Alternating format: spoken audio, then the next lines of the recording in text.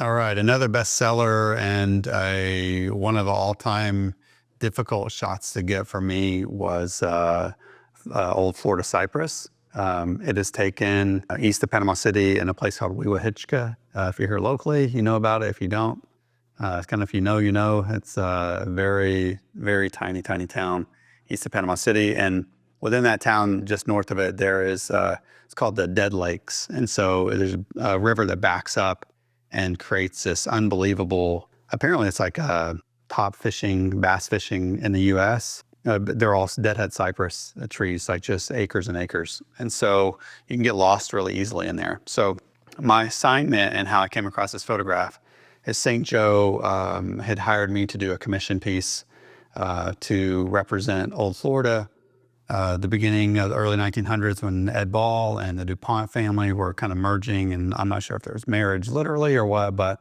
I was trying to represent Old Florida. So the assignment was but they wanted to represent like traditional oak trees, or like the cypress was another one. Because at the beginning of that time you had, or the early 1900s, if you may or may not know, the lumber industry was like booming. St. Joe was pretty much dominating all of Florida, along with a lot of other lumber industry companies that were butchering a lot of the pine trees and selling them off. But this assignment, so my first question of them was like, do I have to stay in the state of Florida?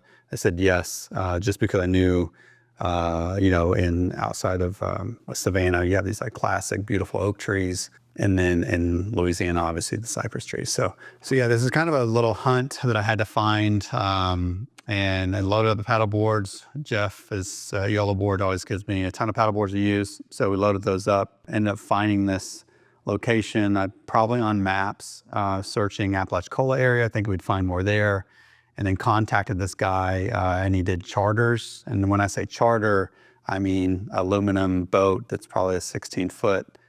As we loaded it up, and we're going into a massive lightning storm, getting lost in the Dead Lakes. So it's quite the experience. I was able to get this shot pulled off, and that's why it's a stormy, we're just south of the storm. So you'll see in the clouds in the sky, that's the real color blue.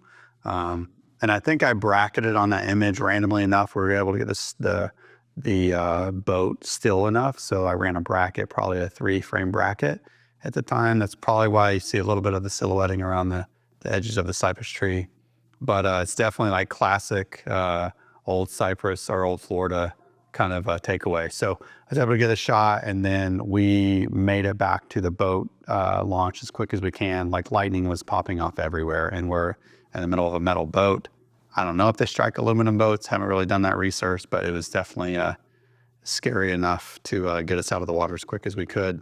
An interesting fact about the Dead Lakes is that if you ever go back there, there's certain trees that they painted blue, like not the whole tree, but they'll put a paint swatch on it. And that's because it'll help you keep the direction, not get lost. So it is a very common thing to get lost in this massive lake full of cypress that look almost identical. And they do look identical, but they're also very different. And to find the right one, that was part of the unique hunt of finding this cypress tree that like kind of fit the description.